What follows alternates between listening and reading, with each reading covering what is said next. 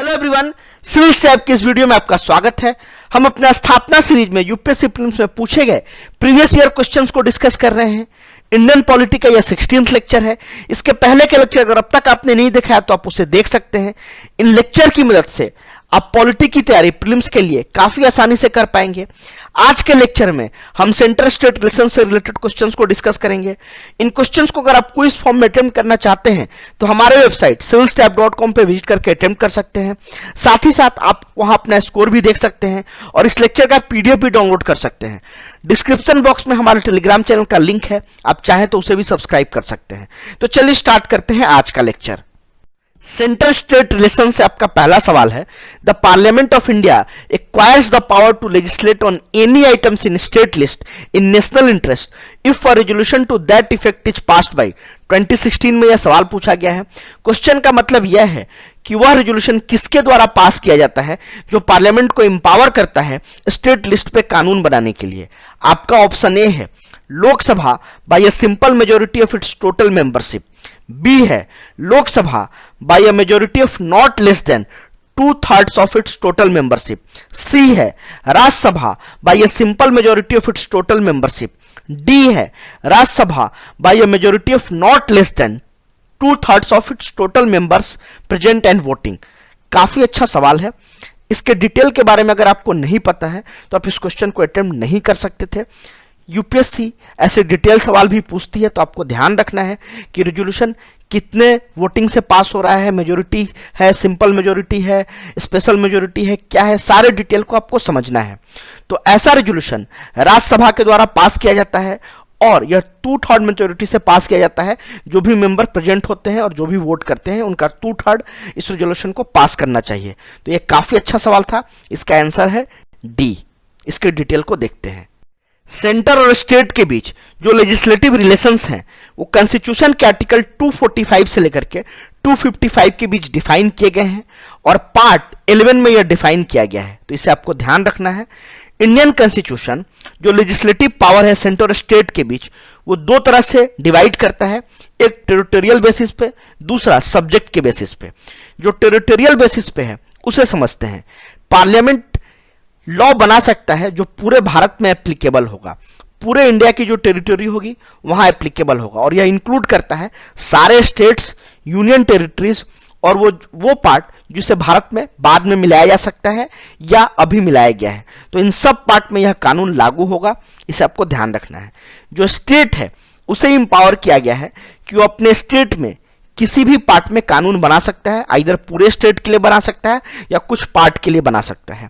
State का कानून outside state नहीं चलता है, एक्सेप्ट कुछ केसेस में अगर किसी और राज्य के साथ उसका रिलेशन बढ़िया है तो वहां वो लागू करा सकता है। पार्लियामेंट के पास एक और पावर है, एक्स्ट्रा टेरिटोरियल लेजिस्लेशन। मतलब जो इंडियन सिटीजन है अगर वो बाहर में भी कोई प्रॉपर्टी खरीद रखे हैं तो वहां भी इंडियन पार्लियामेंट का लॉ चलता है, तो इसे भी आपको ध्यान रखना है। अब समझते हैं सब्जेक्ट के बेसिस पे। इंडियन कॉन्स्टिट्यूशन में 3-fold डिस्ट्रीब्यूशन है लेजिस्लेटिव सब्जेक्ट्स का। एक है यूनियन लिस्ट, दूसरा है स्टेट लिस्ट और तीसरा है कंकरेंट लिस्ट। यह कॉन्स्टिट्यूशन के 7 शेड्यूल में डिफाइन किया गया है, तो इसे आपको ध्यान रखना है। जो यूनियन लिस्ट है इस पे पार्लियामेंट का एक्सक्लूसिव पावर है कानून बनाने का, सिर्फ पार्लियामेंट इस पे कानून बना सकता है। जो स्टेट लेजिस्लेचर है नॉर्मल सर्कमस्टांसेज में इसमें सिर्फ और सिर्फ स्टेट कानून बना सकते हैं, लेकिन कुछ एक्सेप्शंस है जो जिसमें स्टेट लिस्ट पे यूनियन और सेंट्रल गवर्नमेंट भी कानून बना सकता है, तो उसे हम आगे देखेंगे। साथ ही साथ जो कंकरेंट लिस्ट है उसमें दोनों के पास पावर है, स्टेट के पास भी और सेंटर के पास भी, दोनों कानून बना सकते हैं। और जो रेसिड्यूरी सब्जेक्ट है जैसे कि टैक्स का मैटर और जो इन तीनों सब्जेक्ट में मेंशन नहीं है, इसमें कानून बनाने का अधिकार सिर्फ और सिर्फ पार्लियामेंट को है। तो इन सारे फैक्ट को आप ध्यान रखिए, काफी इंपॉर्टेंट फैक्ट्स हैं ये। यूपीएससी इनमें से किसी से भी सवाल पूछ सकती है। कॉन्स्टिट्यूशन यह इंश्योर करता है कि यूनियन लिस्ट, स्टेट लिस्ट और कंकरेंट लिस्ट से ज्यादा पावरफुल है, ज्यादा डोमिनेंस है। अगर यूनियन लिस्ट और स्टेट लिस्ट के बीच कोई ओवरलैपिंग है तो हमेशा यूनियन लिस्ट को माना जाएगा, उसी तरह से यूनियन लिस्ट और कंकरेंट लिस्ट में कोई ओवरलैप है तो उस केस में भी यूनियन लिस्ट को ज्यादा महत्व दिया जाएगा। साथ ही साथ अगर कंकरेंट लिस्ट और स्टेट लिस्ट में किसी तरह का कोई कॉन्फ्लिक्ट है तो उस केस में कंकरेंट लिस्ट को ज्यादा महत्वपूर्ण माना जाएगा। तो इसे आपको ध्यान रखना है। अगर सेंटर के द्वारा कोई कानून बनाया गया है और साथ ही साथ स्टेट के द्वारा कोई कानून बनाया गया है कंकरेंट लिस्ट पे, तो उस केस में सेंटर का कानून ज्यादा पावरफुल होगा। अगर कोई कॉन्फ्लिक्ट का सिचुएशन आता है तो हमेशा यह ध्यान रखना है कि सेंटर का लॉ हमेशा ज्यादा पावरफुल होगा कॉन्फ्लिक्ट के केस में और ओवरलैपिंग के केस में। तो इसे आपको ध्यान रखना है। कॉन्स्टिट्यूशन में ऐसे 5 प्रोविजन हैं जिसमें पार्लियामेंट स्टेट लिस्ट पे कानून बना सकता है। उन प्रोविजंस को देखते हैं। पहला है कि अगर राज्यसभा कोई रेजोल्यूशन पास करता है, राज्यसभा को लगता है कि नेशनल इंटरेस्ट पे स्टेट लिस्ट पे पार्लियामेंट को कानून बनाना चाहिए, तो राज्यसभा ऐसा एक रेजोल्यूशन पास कर सकता है और यह रेजोल्यूशन राज्यसभा में 2/3 मेंबर प्रेजेंट एंड वोटिंग से पास होना चाहिए। मतलब जो भी मेंबर प्रेजेंट हैं उसमें 2/3 इस रेजोल्यूशन के पक्ष में वोटिंग करने चाहिए, तभी ऐसा कानून बन सकता है। और ऐसे रेजोल्यूशन 1 साल के लिए वैलिड होते हैं, लेकिन इसको कितने बार भी रिन्यू कराया जा सकता है, कोई लिमिट नहीं है, लेकिन मैक्सिमम 1 बार में या 1 साल के लिए वैलिड होगा। अगर उसके बाद भी उस रेजोल्यूशन को रखना है तो उसे फिर से रिन्यू कराना होगा। तो इसे आपको ध्यान रखना है। लेकिन अगर रेजोल्यूशन खत्म हो जाता है तो जो भी कानून बना है वो मैक्सिमम 6 मंथ तक इफेक्टिव रहेगा, उसके बाद वह कानून खत्म हो जाएगा। तो इन सारे फैक्ट को आप ध्यान रखिएगा। अगर पार्लियामेंट स्टेट सब्जेक्ट पे कुछ कानून बनाता है, इसका मतलब यह नहीं है कि स्टेट लेजिस्लेचर का पावर खत्म हो जाता है। स्टेट लेजिस्लेचर भी उसके सब्जेक्ट पे कानून बना सकता है, लेकिन अगर कोई इनकंसिस्टेंसी है या किसी तरह का कोई कंफ्यूजन हो रहा है या कोई कॉन्फ्लिक्ट है तो पार्लियामेंट्री लॉ ज्यादा पावरफुल होगा। तो इसे आपको ध्यान रखना है। तो ये जो रेजोल्यूशन है ये स्टेट के पावर को खत्म नहीं करता है, बस ये एक नया कानून देता है कि अगर नेशनल इंटरेस्ट में यह महत्वपूर्ण है कि पार्लियामेंट कानून बनाए तो राज्यसभा ऐसा रेजोल्यूशन ला सकता है। तो इसे आपको ध्यान रखना है। अगला जो प्रोविजन है जिसमें पार्लियामेंट के पास यह पावर है कि वो स्टेट लिस्ट पे कानून बना सकता है, वह है ड्यूरिंग नेशनल इमरजेंसी।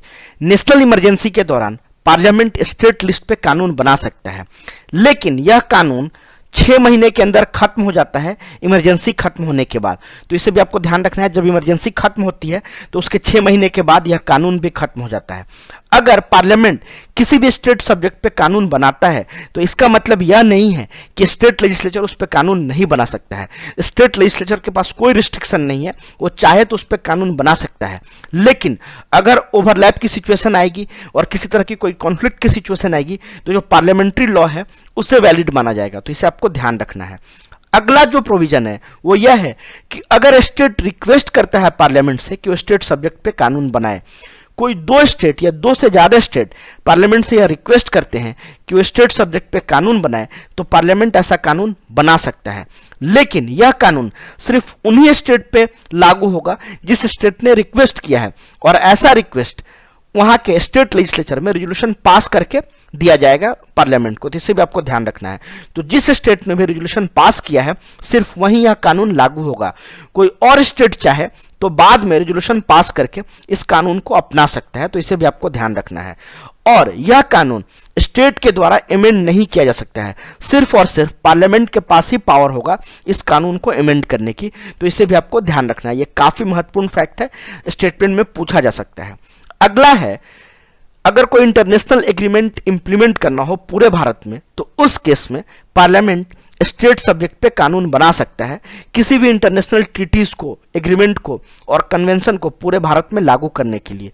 और यह आर्टिकल 253 में है। तो इसे भी आपको ध्यान रखना है, काफी इंपॉर्टेंट है। सेंट्रल गवर्नमेंट ये चाहे तो कानून बना सकती है किसी भी इंटरनेशनल ऑब्लिगेशन को फुलफिल करने के लिए।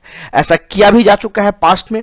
United nation privileges and immunities act 1947 के लिए कानून बनाया गया था, पूरे भारत में यह लागू हुआ। तो इसे भी आपको ध्यान रखना है। अगला जो प्रोविजन है वो है प्रेसिडेंट रूल। प्रेसिडेंट रूल के दौरान प्रेसिडेंट एम्पावर होते हैं कि वो स्टेट सब्जेक्ट पे कानून बना सकते हैं। तो इसे भी आपको ध्यान रखना है। जो प्रेसिडेंट के द्वारा कानून बनाया जाता है वो प्रेसिडेंट रूल खत्म होने के बाद भी लागू रहता है। तो इसे भी आपको ध्यान रखना है। मतलब यह है कि वो को टर्मिनेस नहीं है, जो भी प्रेसिडेंट रूल का ड्यूरेशन है उससे को टर्मिनेस नहीं है। लेकिन स्टेट लेजिस्लेचर चाहे तो तो बाद में उस कानून को खत्म कर सकती है, रिपील करने का पावर उसके पास है। लेकिन यह कानून अपने आप खत्म नहीं होगा। प्रेसिडेंट अगर कोई कानून बनाते हैं तो प्रेसिडेंट रूल के बाद भी वह लागू रहेगा। नेशनल इमरजेंसी के दौरान जो कानून बनता था वो 6 महीने बाद अपने आप खत्म हो जाता था, लेकिन प्रेसिडेंट रूल के केस में कानून खत्म नहीं होता है। तो ये डिफरेंस है, इसको आपको ध्यान रखना है। यूपीएससी ऐसे ट्रिकी सवाल पूछ सकती है, आपको कंफ्यूज नहीं होना है इसमें। अभी जो हमने पढ़ा इसी कॉन्सेप्ट पे यूपीएससी ने 2013 में एक सवाल पूछा है। इस सवाल को आप अटेम्प्ट कीजिए। The parliament can make any law for whole और any part of India for implementing international treaties. अभी जस्ट हमने इसे डिस्कस किया है। आपका ऑप्शन ए है with the consent of all the states, with the consent of majority of states, with the consent of state concerned.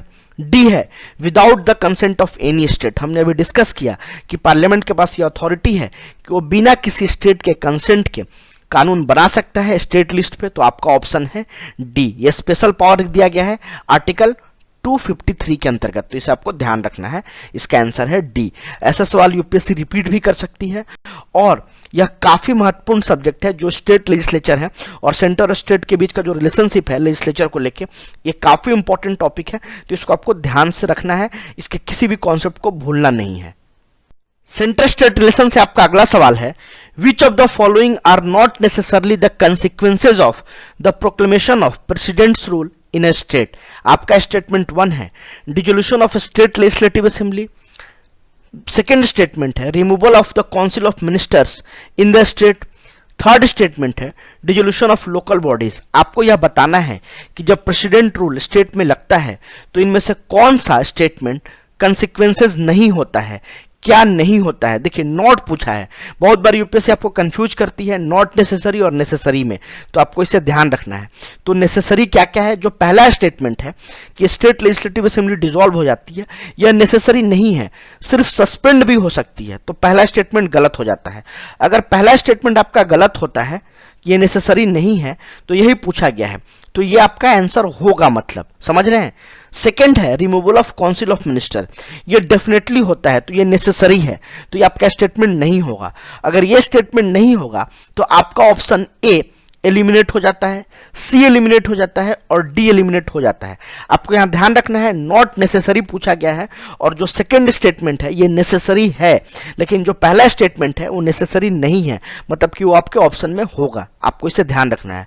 और जो local bodies हैं वो डेफिनेटली नहीं डिसॉल्व होती हैं, तो ये भी नेसेसरी नहीं है, तो ये भी स्टेटमेंट आपके ऑप्शन में होगा। तो आपका आंसर हो जाता है बी 1 और 3। काफी अच्छा सवाल था, काफी लोग कंफ्यूज हुए थे नॉट नेसेसरी के कारण, तो इसे आपको ध्यान रखना है। ध्यान से आपके क्वेश्चंस को भी पढ़ना है, बिकॉज यूपीएससी बहुत बार आपको incorrect, correct, not, only in सब में कंफ्यूज करती है, तो आपको कंफ्यूज नहीं होना है, आपको क्वेश्चन को ढंग से पढ़ना है। आंसर है बी। क्विकली हम नेशनल इमरजेंसी और प्रेसिडेंट्स रूल के डिफरेंस को देख लेते हैं। नेशनल इमरजेंसी आर्टिकल 352 के अंतर्गत लगाया जाता है और प्रेसिडेंट रूल आर्टिकल 356 के अंतर्गत लगाया जाता है। तो पहला डिफरेंस ये है, इसे आपको ध्यान रखना है।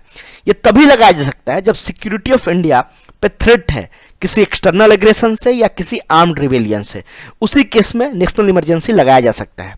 लेकिन प्रेसिडेंट रूल तब लगाया जा सकता है जब स्टेट कॉन्स्टिट्यूशन के अकॉर्डिंग फंक्शन नहीं कर रहा है, उसका वार एक्सटर्नल एग्रेशन से कोई लेना देना नहीं भी हो सकता है।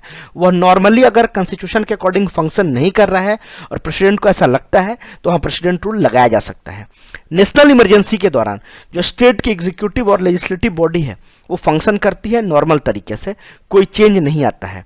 सेंटर के पास कंकरेंट पावर होता है एडमिनिस्ट्रेशन का एंड लेजिस्लेशन का, लेकिन जो एग्जिस्टिंग लेजिस्लेशन और एग्जीक्यूटिव है वो एज इट इज फंक्शन करती है, तो इसे आपको ध्यान रखना है। प्रेसिडेंट रूल के केस में जो स्टेट एग्जीक्यूटिव है उन्हें डिसमिस कर दिया जाता है, काउंसिल ऑफ मिनिस्टर को डिसमिस कर दिया जाता है। स्टेट लेजिस्लेचर आइदर सस्पेंड हो सकती है या डिसॉल्व हो सकती है, सिचुएशन पर डिपेंड करेगा, लेकिन सिर्फ डिसॉल्व नहीं होती है, तो इसे आपको ध्यान रखना है। प्रेसिडेंट एडमिनिस्टर करते हैं गवर्नर की मदद से, गवर्नर वहां का रूल चलाते हैं और प्रेसिडेंट उन्हें एडमिनिस्टर करते हैं, तो इसे आपको ध्यान रखना है। जो एग्जीक्यूटिव और लेजिस्लेटिव पावर होती है वो सेंटर के पास आ जाती है, तो इसे भी आपको ध्यान रखना है।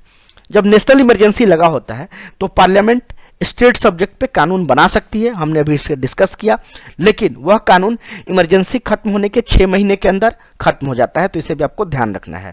और इस केस में सिर्फ और सिर्फ पार्लियामेंट कानून बना सकती है, वो किसी को डेलीगेट नहीं कर सकती है कानून बनाने के लिए। लेकिन प्रेसिडेंट रूल के केस में जो पार्लियामेंट है वो प्रेसिडेंट को डेलीगेट कर देती है कानून बनाने के लिए, या किसी और अथॉरिटी को भी डेलीगेट कर सकती है। और इस केस में बना कानून चलते रहता है जब तक उसे विधानसभा बाद में रिपील नहीं करती है। विधानसभा चाहे तो उसे खत्म करती है, वो अपने आप खत्म नहीं होता है। तो इसे भी आपको ध्यान रखना है, काफी इंपॉर्टेंट है ये, आपको बिल्कुल कंफ्यूज करने की जरूरत नहीं है। ये दोनों के बीच जो बेसिक डिफरेंस है लॉ को लेकर के, उसको आपको ध्यान रखना है। आपका अगला सवाल है, which of the following articles of Indian constitution provides that it shall be the duty of union to protect every state against external aggression and internal disturbance। 2003 में पूछा गया था, डायरेक्ट आर्टिकल से सवाल पूछा गया था, फैक्चुअल सवाल है। क्वेश्चन का मतलब यह है कि कॉन्स्टिट्यूशन के किस आर्टिकल में यह कहा गया है कि जो यूनियन होगा वह स्टेट को प्रोटेक्ट करेगा किसी भी तरह के एक्सटर्नल एग्रेशन से और इंटरनल डिस्टर्बेंस से। यह आर्टिकल 355 में कहा गया है। आपको अगर नहीं पता है तो इस क्वेश्चन को आप अटेम्प्ट नहीं कर सकते हैं। आर्टिकल 355 में यह कहा गया है कि सेंटर की ड्यूटी होगी कि स्टेट को वो किसी भी तरह के एक्सटर्नल एग्रेशन और इंटरनल डिस्टर्बेंस से प्रोटेक्ट करे। तो इसे आपको ध्यान रखना है। साथ ही साथ यूनियन गवर्नमेंट की यह ड्यूटी है कि वो इंश्योर करेगा कि हर स्टेट गवर्नमेंट कॉन्स्टिट्यूशन के अकॉर्डिंग फंक्शन कर रही है, जो भी कॉन्स्टिट्यूशन में कहा गया है उसके अकॉर्डिंग उसका रूल रेगुलेशन चल रहा है। आर्टिकल 365 में सेंटर के पास यह पावर है कि अगर स्टेट कॉन्स्टिट्यूशन के अकॉर्डिंग नहीं चल रहा है तो वहां प्रेसिडेंट रूल इंप्लीमेंट कर सकती है। तो इसे भी आपको ध्यान रखना है। अगर सेंटर के कहे किसी बात से स्टेट कंप्लाई नहीं करता है तो उस केस में प्रेसिडेंट रूल लगाया जा सकता है, इस ग्राउंड पे कि जो स्टेट है वो कॉन्स्टिट्यूशन के प्रोविजन के अकॉर्डिंग फंक्शन नहीं कर रहा है। तो ये काफी इंपॉर्टेंट फैक्ट्स हैं, इसे आपको ध्यान रखना है। होप आपको यह वीडियो अच्छा लगा तो इसे लाइक करें, कमेंट में बताएं हमारे इस सीरीज से आपको प्रीलिम्स की तैयारी करने में कैसे मदद मिल रही है। हमारे चैनल को सब्सक्राइब करें। साथ ही साथ इन क्वेश्चंस को अगर आप क्विज फॉर्म में अटेम्प्ट करना चाहते हैं तो हमारे वेबसाइट civilstep.com पे विजिट करके अटेम्प्ट कर सकते हैं। वहां से इस लेक्चर का PDF भी डाउनलोड कर सकते हैं। साथ ही साथ आप अपना वहां स्कोर भी देख सकते हैं। Thank you and happy learning.